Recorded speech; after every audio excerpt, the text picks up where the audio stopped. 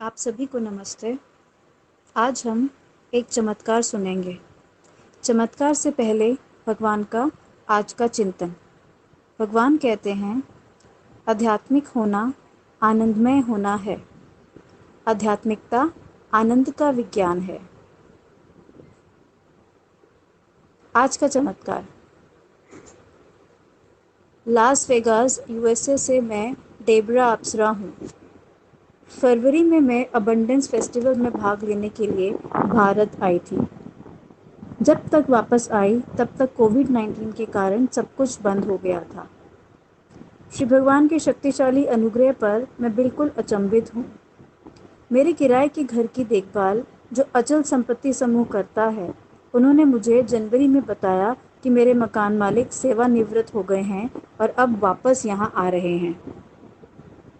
इस कारण जुलाई में जब मेरी लीज खत्म होगी तब मुझे ये घर खाली करना पड़ेगा। मैं इस घर में केवल 1.5 साल से रह रही थी।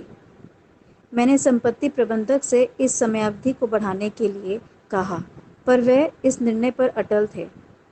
इसलिए मैंने अपने ब्रोकर को किराए पर मेरे लिए ऑनलाइन दूसरा घर ढूंढने के लिए कहा। कई महीने गुजर गए। मैंने ऑनलाइन बहुत सारे मकान देखे, कुछ खुद जाकर भी देखे, पर बात कुछ नहीं बनी। एक रात मैं अपने मंदिर में गई और श्री भगवान से पूरे दिल से प्रार्थना की, प्रिय भगवान, मैं एक सुंदर हवादार रोशनी वाले मकान में ही रह सकती हूँ। मुझे ये मकान बहुत अच्छा लगता है और मैं इसे अभी नहीं छोड़ना चाहती। भगवान कृपा करके कुछ करिए। मैंने ये भी कहा कि अभी मकान बदलने के लिए बहुत गर्मी है, क्योंकि तापमान 34 के आसपास है। जब थोड़ी ठंडक हो जाएगी तब मैं मकान बदलूंगी। इसके बाद मैंने सब श्री भगवान पर छोड़ दिया। वे अपना जादू ज़रूर दिखाएंगे। वे जादुई सत्यलोक के चमत्कारों के राजा हैं। वे कुछ भी कर सकते हैं।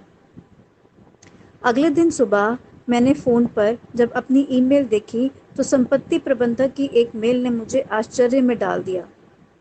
इतनी जल्दी ही ऐसा चमत्कार हो गया था। मकान मालिक ने उनसे संपर्क करके कहा था कि वे अपने मकान में शिफ्ट होने के लिए जनवरी 2021 तक रुक सकते हैं।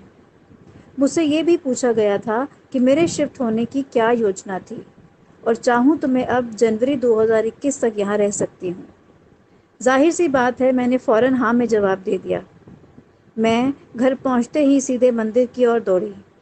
मैं नाची, मैंने गाया और अपने भगवान सत्यलोक के चमत्कारों के राजा को प्रणाम किया। श्री अम्मा भगवान के चरण कमलों में सर्वदा। धन्यवाद।